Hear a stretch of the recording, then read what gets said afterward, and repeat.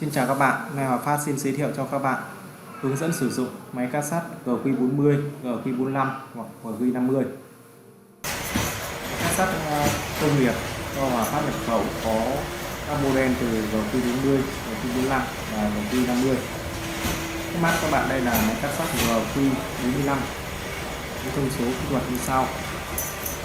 Cơ công suất động cơ 3 kW, áp sử dụng 380V 3 pha, khả năng cắt từ khi 6 đến khi 45 và khả năng cắt hiệu quả từ khi 6 đến khi 32. Cắt sắt này trước khi mua về các bạn nên đủ 6 lít dầu vào máy bôi trơn đánh răng.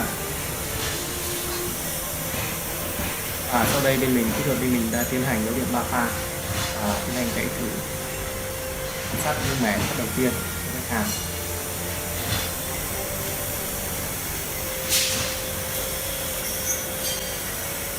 Với giá thành rất hợp lý khi mình nhập khẩu các dòng máy cắt sắt từ sắt GQ40, 45, 50. Ngoài ra còn có các máy uốn sắt GQ40, 45 và 50. Các máy uốn đai.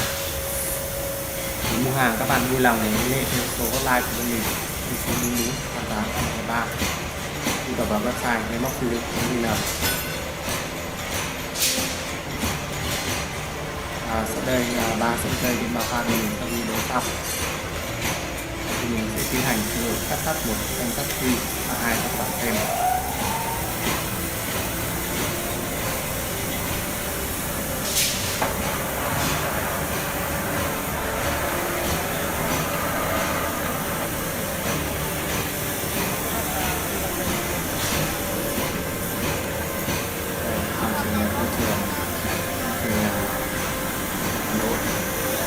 Xưởng sản xuất sắt tiến hành cắt thử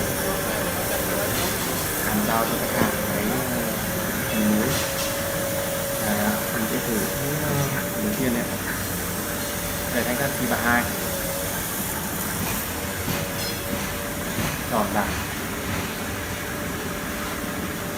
cắt thử.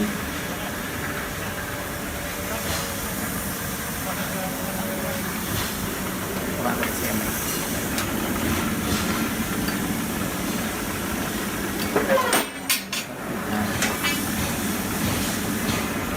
Rất là mỏng.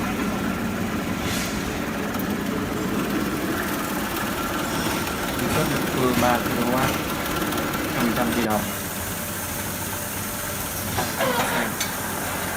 Rất là ngon. Để mua hàng các bạn vui lòng liên hệ theo số hotline của bên mình 0944 88 123 hoặc là truy cập vào website máy móc xây dựng.vn. Mình xin kết thúc video tại đây. Nội dung video đến đây mình sẽ kết thúc, và có gì thắc mắc vui lòng để lại bình luận phía phần dưới video. Bên mình sẽ có nhân viên trực tiếp trả lời cho các bạn. Trân trọng cảm ơn.